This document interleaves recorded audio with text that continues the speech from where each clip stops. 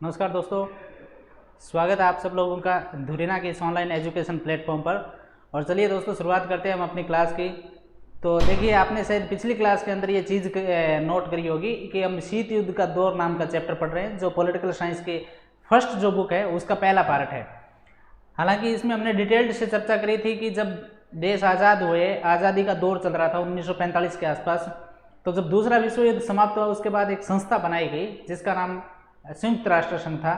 और उस संस्था के अस्तित्व में आने से लेके 1991 तक, वो जो 45-46 साल का दौर था, उस वक्त दुनिया दो महाशक्तियों में विभाजित हो गई।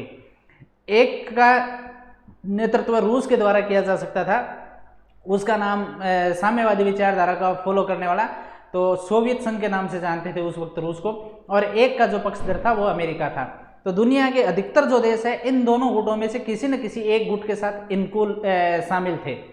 वो अपने अस्तित्व को बचाने के लिए, सहायताएं प्राप्त करने के लिए, और कुछ उन देशों के निजी बेनिफिट्स भी थे जिनकी वजह से वो उन्हें समूहों के साथ जुड़ गए थे। इसके साथ साथ हमने एक चीज़ और पढ़ी कि कुछ ऐसे देश थे भारत जैसे, जो हाल ही में आज़ाद हुए थे। तो उन देशों ने सोचा कि यार, हम जिस दलदल से गुजर के बाहर निकले हैं, अगर हम वापस इन संगठनों के साथ जुड़ जाएंगे तो हम वापस क्या है, एक तरीके से गुलामी को प्राप्त कर लेंगे। क्योंकि इन संगठनों में केवल उन्हीं का कहा हुआ या उन्हीं देशों के द्वारा जो निर्देश दिए जाएंगे उनको अपने को फॉलो करना पड़ेगा, जिससे हमारी संप्रभुता खतरे में आ जाएगी और हम जैसे ही अब तो नए नए आज़ाद हुए, पुनः एक तरीके से गुलामी के रास्ते पर चल पड़ेंगे। इसलिए हमें ना अमेरिका के साथ जाना है और ना ही किसके साथ जाना है, रशिया के साथ जाना है। हम एक अलग संगठन में रहेंगे जो किसी भी गुट का समर्थन नहीं करता हो, दोनों ही गुटों की ठीक बातों को स्वीकारेगा और दोनों ही गुटों की गलत बातों को नकारेगा। तो इसके लिए एक नया संगठन बनाया गया जिसका नाम था गुट निरपेक्ष, नॉन अलाइनमेंट। अब गुट निरपेक्ष का मतलब होता है जिस संगठन का कोई भी गुट के साथ, चाहे वो अमेरिका का रहा होगा चाहे वो रूस का रहा होगा, किसी भी तरीके का प्रत्यक्ष जुड़ाव ना होना, तो उसे क्या कहा जाता है, गुट निरपेक्ष आंदोलन। भारत भी इसका भागीदार देश था। हालांकि ये गुट निरपेक्ष आंदोलन शुरू हुआ तब भारत के जो श्री जवाहरलाल नेहरू जो थे, उन्होंने इस गुट निरपेक्ष आंदोलन को प्रश्रय दिया था, बनाया था, स्थापना भी करी थी। तो आज की क्लास में दोस्तों हम गुट निरपेक्ष आंदोलन के बारे में पढ़ेंगे। तो यहाँ तक की चीज हमने कल की क्लास में पढ़ ली थी। अब दो ध्रुवीयता को चुनौती, गुट निरपेक्षता, मतलब पूरी दुनिया में कुछ एक देश ऐसे हैं जो आगे डट के मुकाबला किया इन दोनों गुटों का, और ये कहा ना तो हम अमेरिका के साथ जाएंगे, ना हम ये रूस के साथ जाएंगे, हम अलग से ही क्या करेंगे, एक गुट निरपेक्ष नाम का संगठन बनाएंगे। संगठन तो क्या, इसकी विचारधारा का फॉलो करने वाला कोई आदमी इन दोनों सम्मेलन में शामिल नहीं होगा। तो ये उनको क्या थी, खुली चुनौती थी। गुट निरपेक्ष दो ध्रुवीयता को चुनौती थी कि भाई हम आपके संगठनों में शामिल नहीं होंगे। तो देखिए, इसके बारे में हम अपनी क्लास को शुरू करते हैं। तो चलिए दोस्तों, शुरुआत करते हैं। क्या है गुट निरपेक्ष आंदोलन? तो हम देख चुके हैं कि किस तरह शीत युद्ध की वजह से दो प्रतिद्वंदी गुटों में बंट रहा था।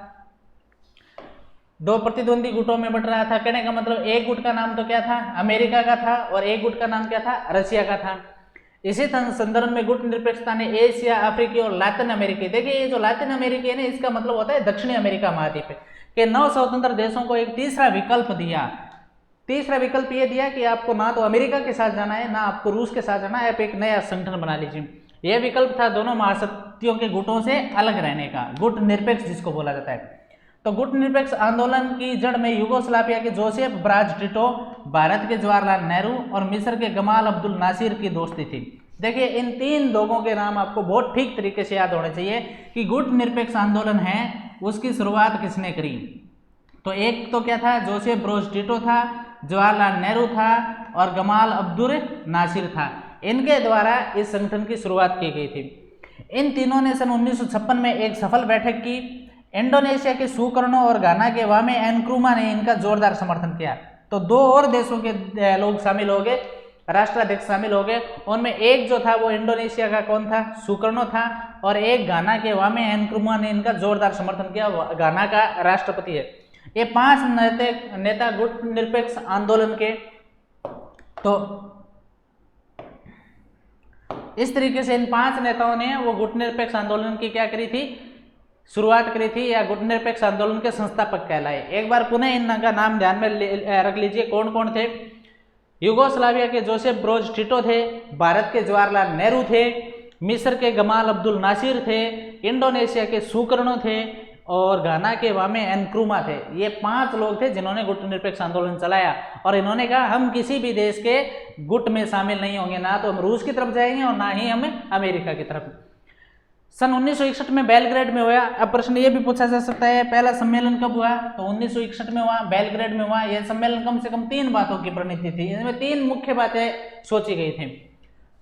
इन 5 देशों के बीच सहयोग होगा, शीत युद्ध का प्रसार और इसके बढ़ते हुए दायरे। भाई देखेंगे कि भारत और रूस और अमेरिका के बीच जिस तरीके की तनातनी चल रही है वो चीज मिटनी चाहिए। और अंतर्राष्ट्रीय फलक पर बहुत से 9 स्वतंत्र अफ्रीकी देशों का नाटकीय उदय। 1960 तक संयुक्त राष्ट्र संघ में 16 नए अफ्रीकी देश बतौर सदस्य शामिल हो चुके थे। तो देखिए जब 1945 में बनाया गया तब 51 देश थे और अब इसके अंदर कितने 16 और नए देश आ गए थे। तो कहने का मतलब देश जल्दी जल्दी आज़ाद हो रहे थे और जल्दी जल्दी देश जो आज़ाद हो रहे थे तो उन सारे देशों का ये था कि इन सारे देशों को अमेरिका और रूस की तरफ जाने से रोका जाए। और ये प्रयास कर कौन रहा था, ये प्रयास भारत कर रहा था, घाना कर रहा था, इंडोनेशिया कर रहा था, मिस्र कर रहा था। ठीक है,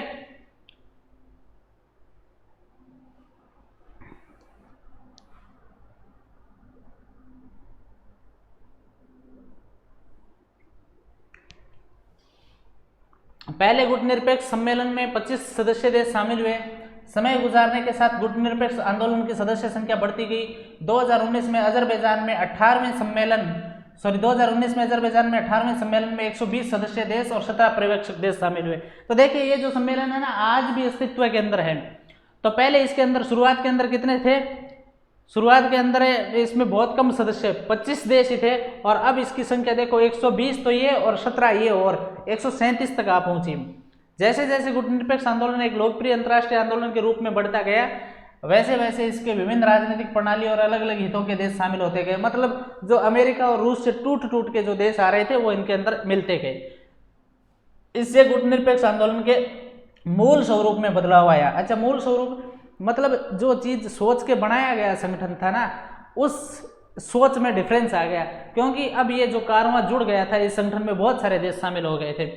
इस गुट निरपेक्ष आंदोलन के मूल स्वरूप में बदलाव आया। इसी कारण गुट निरपेक्ष आंदोलन की सटीक परिभाषा कर पाना बहुत मुश्किल है, मतलब ठीक तरीके से नहीं बता सकते। कुछ लोग कहेंगे अमेरिका और रूस का विरोध करने के लिए बनाया गया था कुछ कहेंगे कि नए जो आज़ाद हो रहे थे उन देशों को गुलामी से बचाने के लिए बनाया गया था। कुछ लोग कहेंगे कि जो आज़ाद हुए उन देशों में लोकतंत्र लाने के लिए बनाया गया था। तो भाई अलग अलग बातें हो सकती है, क्योंकि ये संगठन बना था तब से लेके 2021 तक की अगर हम बात करें तो इसका कोई एक खास एजेंडा नहीं रहा है, इसका एक कोई खास सिस्टम नहीं रहा है। दरअसल यह आंदोलन क्या है नहीं है यह बताकर इसकी परिभाषा करना ज्यादा सरल है। यहाँ महाशक्तियों के गुटों में शामिल न होने का आंदोलन है। बस इसकी सीधी सी परिभाषा यह है कि महाशक्तियों के गुटों में शामिल ना होने का आंदोलन है। अर्थात जो महाशक्ति कौन कौन सी थी, एक तो थी अमेरिका और दूसरी थी रूस, उनके गुटों में ना मिलने का आंदोलन है, उसी को गुट निरपेक्ष आंदोलन के नाम से जाना जाता है।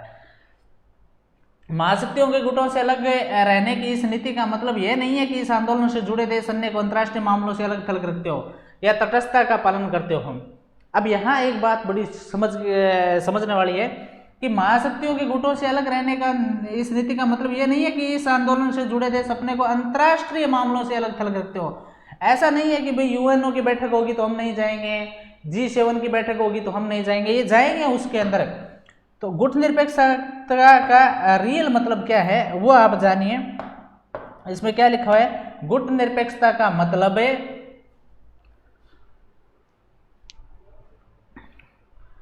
पृथकतावाद नहीं है। पृथकतावाद का कहने का मतलब इन संगठनों से हम अलग नहीं होना चाहते, लेकिन इनकी नीतियों से अलग होना चाहते हैं। ये जिस तरीके से हथियारों की होड़ को बढ़ा रहे हैं, बेवजह दुनिया को परेशान कर रहे हैं, उन चीजों से हम बचना चाहते हैं। पृथकतावाद का अर्थ होता है अपने को अंतर्राष्ट्रीय मामलों से काट के रखना, मतलब कोई मीटिंग वगैरह में भाग ही नहीं लेना, अलग चले जाना, वो होता है। 1787 में अमेरिका में स्वतंत्रता की लड़ाई हुई थी। इसके बाद से पहले विश्व युद्ध की शुरुआत तक अमेरिका ने अपने को अंतर्राष्ट्रीय मामलों से अलग रखा। अब देखिए टाइम गिन लीजिए, अमेरिका आज़ाद हुआ था 1787 के अंदर और भारत आज़ाद हुआ था 1947 से। कहने का मतलब भारत और अमेरिका की आज़ादी का 160 साल का फर्क है। अब अमेरिका आज़ाद हो गया इतना ज़्यादा इस वजह से आगे चला गया क्योंकि वो जो देश है वो भारत की तुलना में 160 साल पहले आज़ाद हुआ था। लेकिन वो जो 160 साल का जो टाइम था ना, उसमें उसने अधिकतर समय, लगभग यूं मान के चलिए कि लगभग 80 साल का टाइम है, पूरी दुनिया से अपने आप को अलग रखा, बड़े बड़े विज्ञान के आविष्कार किए, अपनी ज़मीन को सुधार के वहाँ खेती में तब्दील किया, सड़कें बनाई, हवाई जहाज का विकास किया, जिससे आज वो देश दुनिया की सबसे बड़ी शक्ति माना जाता है। अपने को अंतर्राष्ट्रीय मामलों से अलग रखा, उसने पृथकतावाद की विदेश नीति अपनाई। उसने ये कहा मुझे कोई मतलब नहीं दुनिया से, मुझे केवल मेरा मतलब है। पृथकतावाद की नीति अपनाई थी। इसके विपरीत गुटनिरपेक्ष देशों ने, जिनमें भारत भी शामिल था, अब गुटनिरपेक्ष में तो आपको पता ही है बनाने वाला ही भारत था, भारत भी शामिल था, शांति और स्थिरता बनाए रखने के लिए प्रतिद्वंदी गुटों के बीच मध्यस्थता में सक्रिय भूमिका निभाई। गुटनिरपेक्ष देशों की ताकत की जड़ उनकी आपसी एकता और महाशक्तियों द्वारा अपने अपने खेमे में शामिल करने की पुरजोर कोशिशों के बावजूद ऐसे किसी खेमे में शामिल न होने के उनके संकल्प में है। भाई मतलब सीधा सा साफ है, हम इस आंदोलन का इस वजह से आगाज कर रहे हैं, गुटनिरपेक्ष आंदोलन नाम का संगठन इस वजह से बना रहे हैं कि हमें अमेरिका और रूस की बातों को ना मानना पड़े, क्योंकि हम उनके संगठनों में शामिल नहीं होंगे। बस इसका सीधा सा मतलब ये। गुटनिरपेक्षता का अर्थ तटस्थता का धर्म निभाना भी नहीं है। तटस्थता का मतलब है, जैसे मान लीजिए पाकिस्तान और नेपाल की लड़ाई हो रही है, दोनों भारत के पड़ोसी देश है, दोनों ने भारत से सहायता मांगी।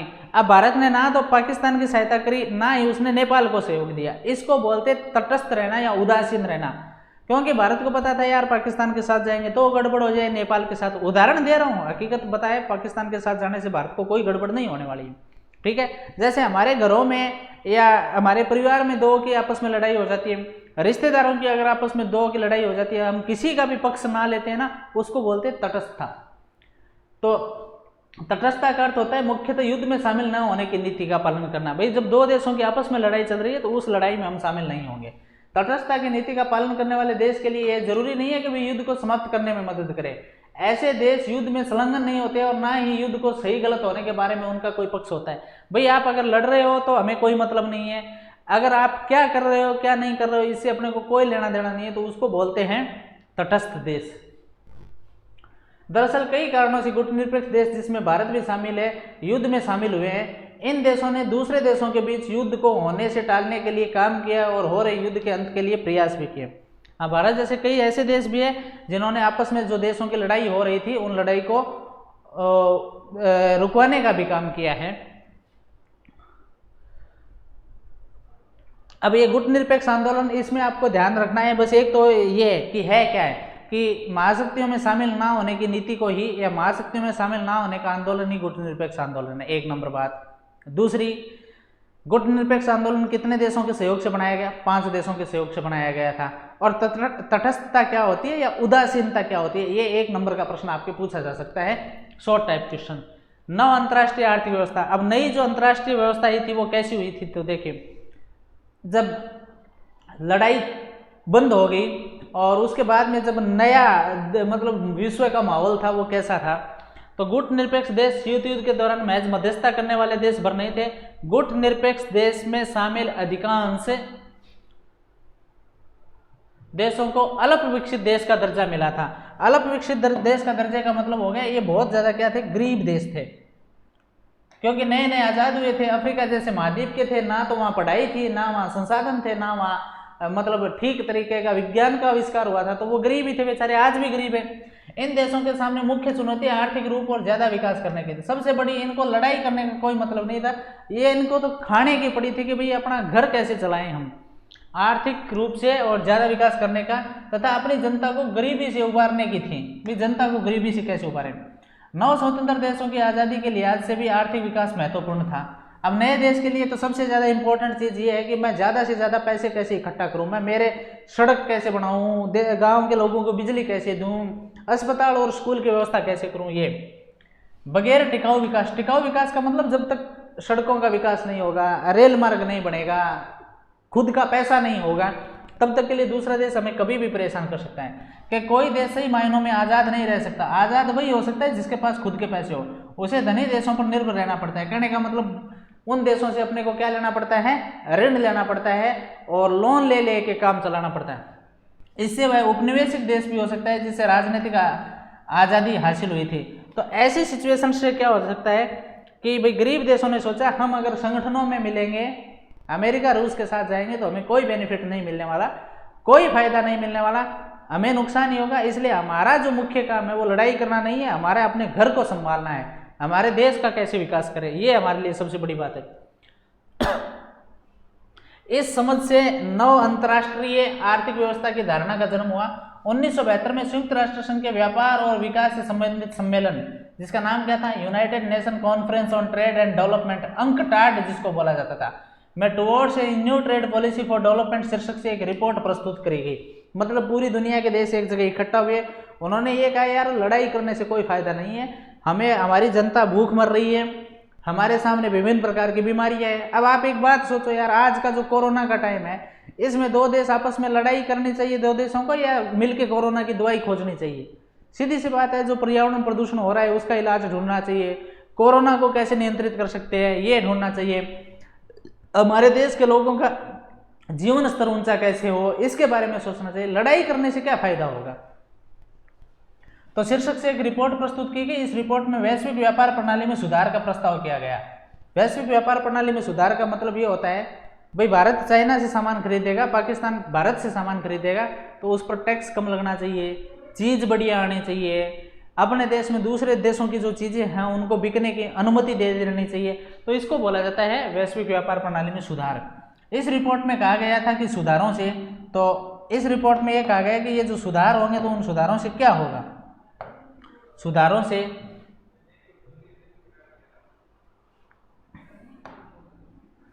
अल्प विकसित देशों को अपने उन प्राकृतिक संसाधनों पर नियंत्रण प्राप्त होगा जिनका दोहन पश्चिम के विकसित देश करते हैं। तो अगर सुधार होंगे तो जो अल्प विकसित कहने का मतलब जहाँ जंगल वगैरह ज़्यादा हैं, अफ्रीका जैसे देश है, तो वहाँ से लकड़ी वगैरह काट के, वहाँ से खनिज खोद के अमेरिका जैसे अमीर देश ले जाते थे और बदले में उनको बना के सम्मान देते थे। तो उनका दोहरा नुकसान होता था। एक तो उनका जो कच्चा माल है वो सस्ती रेट पर ले जाते, उनको तैयार माल लेके आते थे वो और महंगी रेट पर मिलता, तो दोनों साइड से वो मारे जाते थे। तो जब नया व्यापारिक सुधार किया गया, उन्होंने ये कहा यार जब गरीब देश हैं उनकी खुद की संपत्ति है तो उन पर उन्हीं का अधिकार रहना चाहिए। तो एक तो क्या हो गया, जिनका दोहन पश्चिम के विकसित देश करते थे, प्राकृतिक संसाधनों पर उनका नियंत्रण प्राप्त हो गया कि भाई मेरे जो सामान है, मेरे खनिज हैं, ये मेरे पास रहेंगे। दूसरा, अल्प विकसित देशों की पहुंच पश्चिमी देशों के बाजार तक होगी, वे अपना सामान बेच सकेंगे और इस तरह गरीब देशों के लिए ये व्यापार फायदेमंद होगा। अब कुछ देश ऐसे थे जो आज भी कोई चीज़ नहीं बना पाते।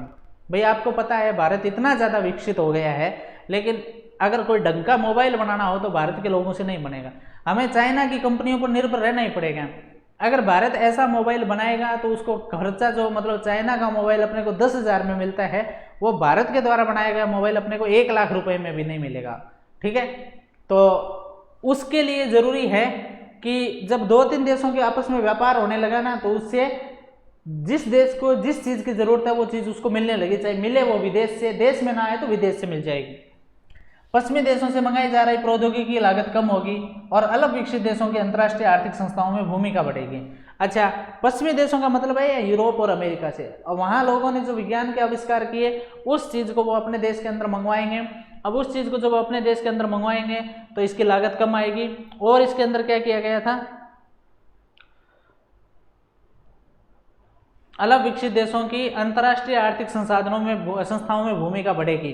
तो अंतर्राष्ट्रीय आर्थिक संस्थाओं में भूमिका बढ़ने का मतलब ये हो गया, विश्व बैंक है, अंतर्राष्ट्रीय मुद्रा कोष है, उनके अंदर इनका डेवलपमेंट होगा, उनके अंदर इनका विकास होगा।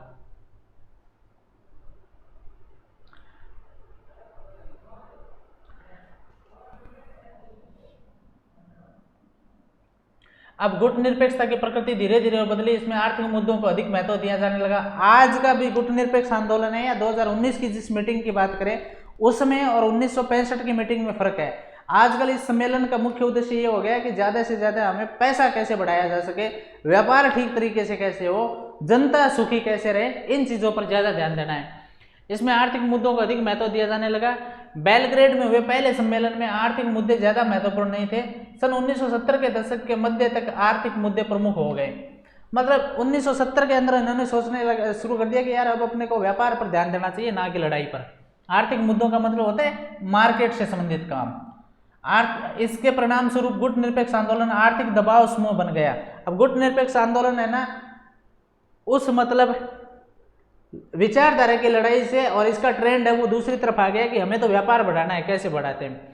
सन 1900 दशक के उत्तरार्ध तक का मतलब होता है समाप्ति तक, भाई हम बात करेंगे 1988-90 की बात है, तब नव अंतर्राष्ट्रीय आर्थिक व्यवस्था को बनाए या चलाए रखने का प्रयास मंद पड़ गए। इसका मुख्य कारण था कि विकसित देशों द्वारा किया जा रहा तेज विरोध।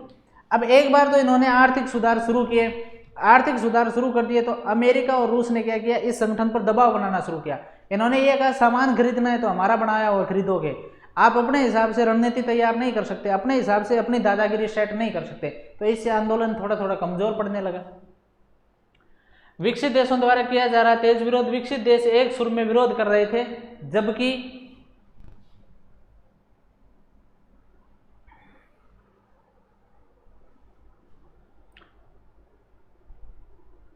जबकि गुटनिरपेक्ष देशों को इस विरोध के बीच अपनी एकता बनाए रखने के लिए जी तोड़ मेहनत करनी पड़ रही थी, बहुत ज्यादा मुश्किल था उनके लिए। लेकिन विकसित देश बार बार पर इन पर आरोप लगा रहे थे कि आप ये काम नहीं कर सकते, ये हमारा है। अब देखो, भारत और शीत युद्ध, इस बिंदु को ठीक तरीके से पढ़ो, यहां से बड़ा प्रश्न आने की पूरी संभावना है।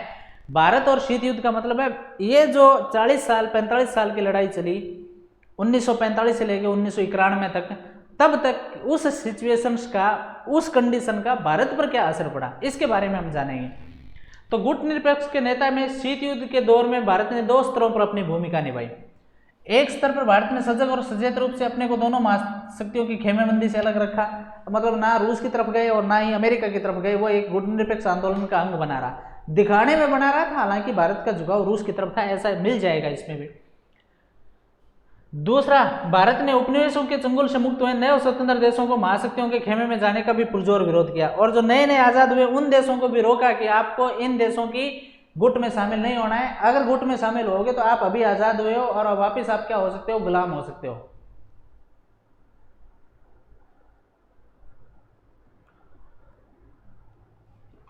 तो भारत की नीति ना तो नकारात्मक थी और ना ही निष्क्रियता की थी। नेहरू ने विश्व को याद दिलाया कि गुटनिरपेक्ष कोई पलायन की नीति नहीं है, मतलब गुटनिरपेक्ष का मतलब ये नहीं है कि हम दुनिया छोड़ के जा रहे हैं, हम दुनिया के किसी काम में हिस्सा नहीं लेंगे, हम लेंगे, दुनिया में यहीं रहेंगे, यूएनओ का सम्मेलन हो, गुटनिरपेक्ष आंदोलन हो, आईएमएफ की मीटिंग हो, अंतर्राष्ट्रीय मुद्रा कोष की मीटिंग हो, हम सारे सम्मेलनों में आएंगे। इसके विपरीत भारत शीत युद्धकालीन प्रतिद्वंद्विता की जकड़ ढीली करने के लिए अंतर्राष्ट्रीय मामलों में सक्रिय रूप से हस्तक्षेप करने के पक्ष में था, और भारत ये भी चाहता था कि अमेरिका और रूस के बीच में ये जो लड़ाई है वो ना चले। भारत ने दोनों गुटों के बीच मौजूदा मतभेदों को कम करने की कोशिश की, इस तरह उसने इस मतभेदों को पूर्णव्यापी युद्ध का रूप लेने से रोका। मतलब भारत ने अच्छा प्रयास किया जिससे अमेरिका और रूस के बीच में जो तनातनी चल रही थी वो युद्ध में बदलने से रुक गई। भारत के राजनयिक का मतलब भारत के जो राजदूत वगैरह थे वो और नेताओं का उपयोग अक्सर शीत युद्ध के दौर में प्रतिद्वंदियों के बीच संवाद कायम करने तथा मध्यस्थता करने के लिए हुआ। वो जो 90 साल का टाइम था ना, तो भारत के नेता और राजनेता आपस में चौधर करते थे। अमेरिका और रूस के बीच में जो लड़ाई होती तो उन दोनों की सेटिंग करवाने का काम है, जो बिचावला बोला जाता है ना, मध्यस्थता करने का काम कौन करता था, भारत करता था। मिसाल के तौर पर 1950 के दशक के शुरुआती सालों में कोरवा युद्ध के दौरान अब उत्तरी कोरिया और दक्षिणी कोरिया की जो लड़ाई हुई थी उसको सुलझाया किसने था, भारत ने सुलझाया था। यहाँ यह याद रखना भी जरूरी है कि भारत ने गुटनिरपेक्ष आंदोलन में शामिल अन्य सदस्यों को भी ऐसे कामों में शामिल रखा। शीत युद्ध के दौरान भारत ने लगातार उन क्षेत्रों और अंतर्राष्ट्रीय संगठनों को सक्रिय बनाए रखने की कोशिश की जो अमेरिका अथवा सोवियत संघ के खेमे से नहीं जुड़े थे।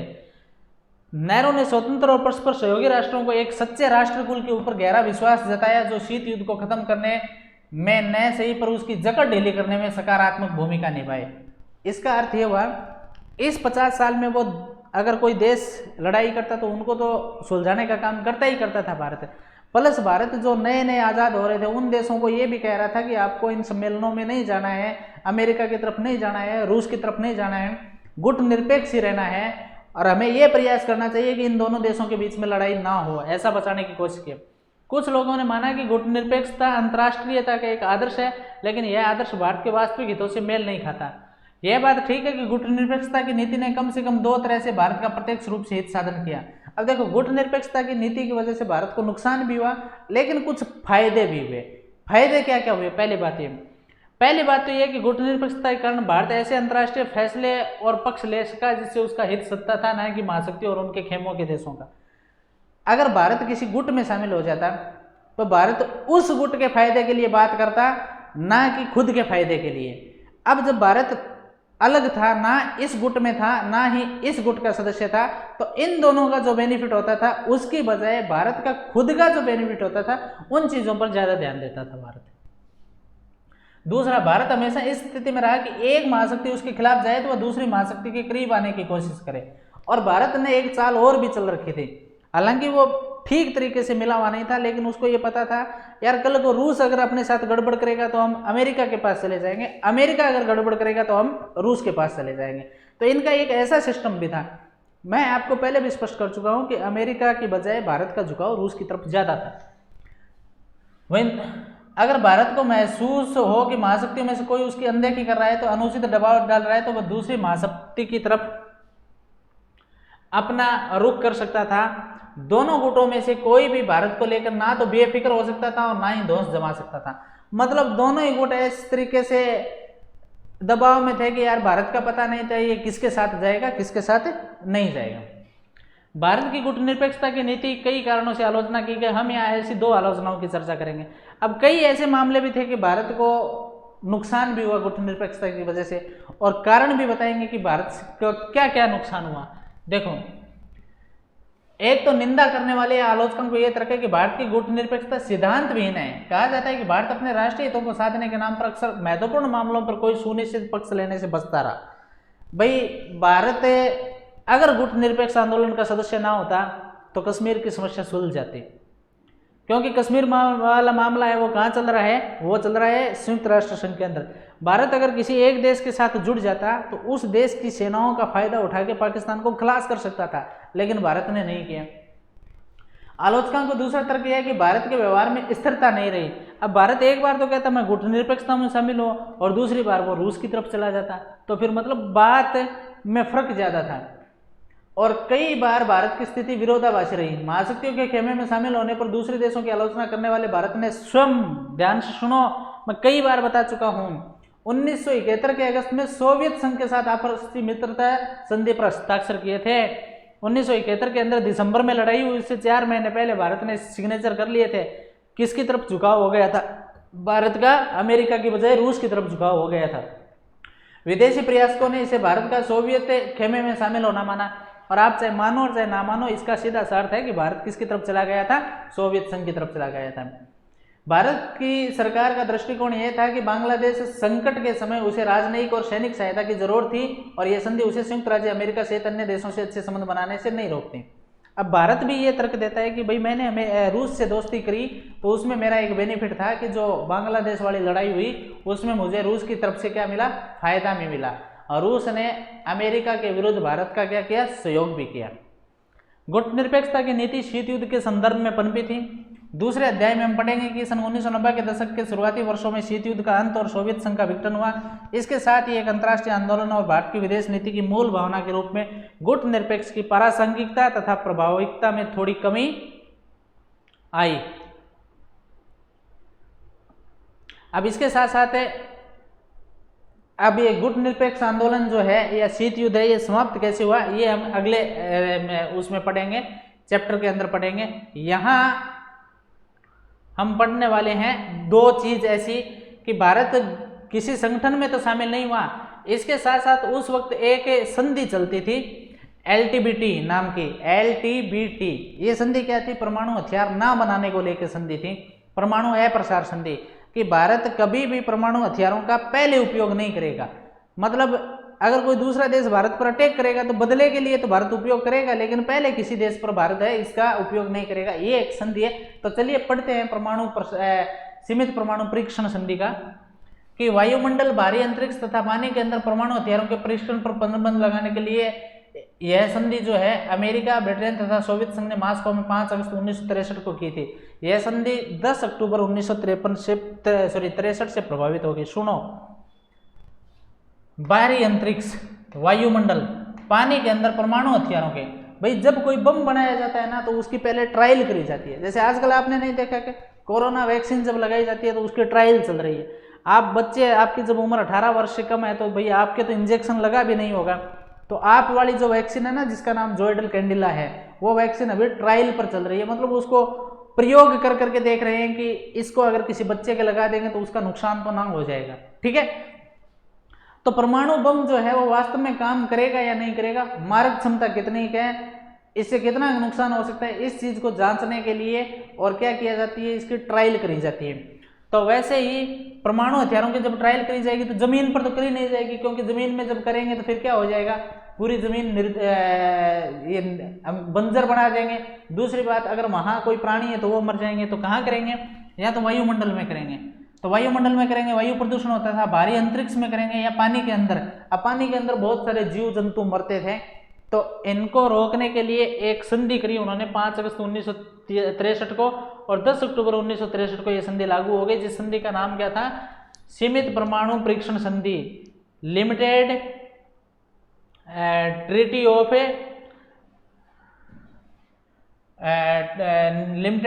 ऑफ न्यूक्लियर टेस्ट, इस तरीके से इस संधि का नाम है। एक परमाणु अप्रसार संधि हुई थी। अब परमाणु अप्रसार संधि एनपीटी जिसके नाम से जाना जाता है, ये कब हुई थी, कैसे हुई थी, इसके बारे में हम जानेंगे।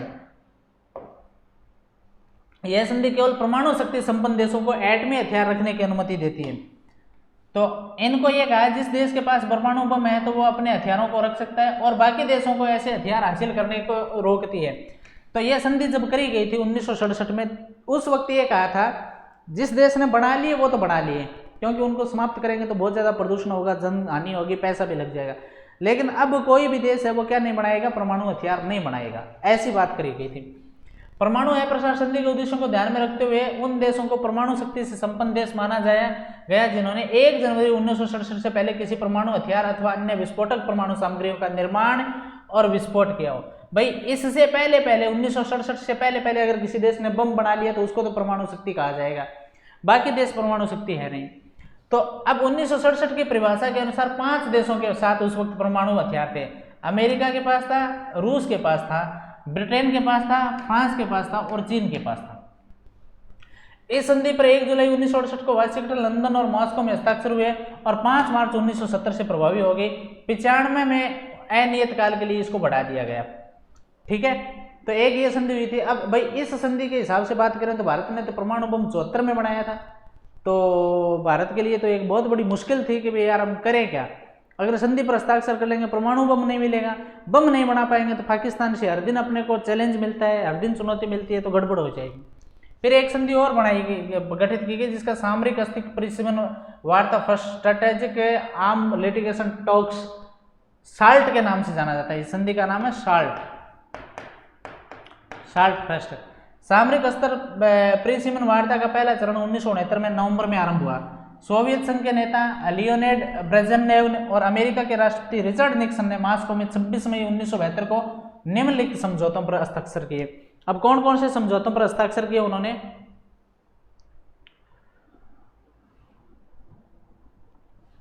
एक नंबर परमाणु मिसाइल परिसीमन संधि एबीएम ट्री, सामरिक रूप से घातक हथियारों के परिसीमन के बारे में अंतरिम समझौता। परिसीमन का मतलब होता है कटौती करना, कि हम किसी भी प्रकार का परमाणु हथियार नहीं बनाएंगे, ये होता है परिसीमन का अर्थ। तो सामरिक स्तर परिसीमन वार्ता सेकंड। अब ये जो साल्ट सेकंड नाम की जो वार्ता है उसके अंदर क्या किया गया है, वार्ता का दूसरा चरण 1972 के नवंबर महीने में शुरू हुआ। अमेरिकी राष्ट्रपति जिमी कार्टर और सोवियत संघ के नेता लियोनिड ब्रेजनेव ने वियना में 18 जून 1979 को सामरिक रूप से घातक हथियारों के परिसीमन से संबंधित संधि पर हस्ताक्षर किए। अब सबसे ज्यादा यही लोग बना रहे थे हथियार, परमाणु हथियार कौन बना रहा था, जिसके पास पैसा होता है। पैसा किसके पास था, एक तो अमेरिका के पास था, एक रूस के पास था। अब यहाँ संधि पर हस्ताक्षर किसने कर दिया, अमेरिका और रूस ने कर दिया कि अब हम आगे परमाणु हथियार नहीं बनाएंगे। एक और संधि हुई थी सामरिक स्तर न्यूनीकरण संधि फर्स्ट स्ट्रेटेजिक आर्म्स रिडक्शन संधि, स्टार्ट के नाम से जाना जाता है। तो ये संधि कब, अमेरिकी राष्ट्रपति जॉर्ज बुश सीनियर और सोवियत संघ के राष्ट्रपति गोर्बाचोव ने 31 जुलाई 1991 को सामरिक रूप से घातक हथियारों के परिसीमन और उनकी संख्या में कमी लगाने से संबंधित हस्ताक्षर किए। एक संधि और सामरिक स्तर न्यूनीकरण संधि सेकंड, अच्छा, तो सर ये संधि मतलब क्या है? मतलब ये है कि भाई दुनिया को परमाणु हथियारों की कमी करना, परमाणु हथियारों या परमाणु हमले से बचाने के लिए इन हथियारों को समाप्त कर देना। जिन जिन देशों ने बनाया है वो ये कहेंगे कि हमने बना लिए, सो तो बना लिए, अब ना तो हम इनका उपयोग करेंगे, और दूसरी बात अब के बाद में हम आगे बढ़ाएंगे भी नहीं।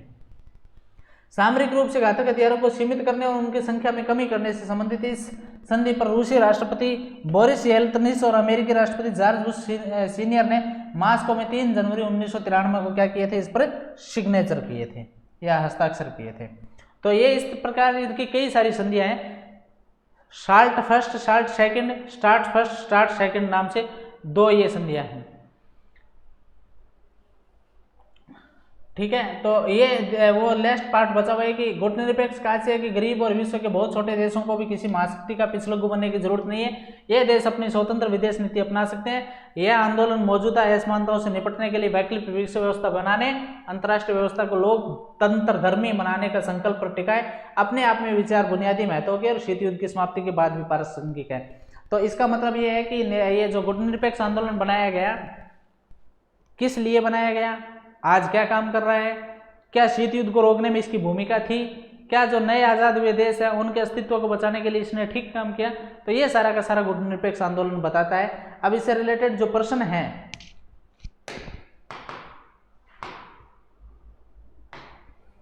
तो इनके बारे में हम चर्चा करेंगे और वो अगली क्लास में इसमें चर्चा करेंगे, और उसके बाद में हम पढ़ेंगे अपना नेक्स्ट लेसन। क्या है नेक्स्ट लेसन देख लेते हैं। इस पीडीएफ में इसका है नहीं, 10 प्रश्न है, तो 10 प्रश्नों के बारे में डिस्कशन कल की क्लास में करेंगे। तब तक के लिए मुझे इजाज़त दीजिए। आप सब लोगों का बहुत बहुत धन्यवाद। Thank you.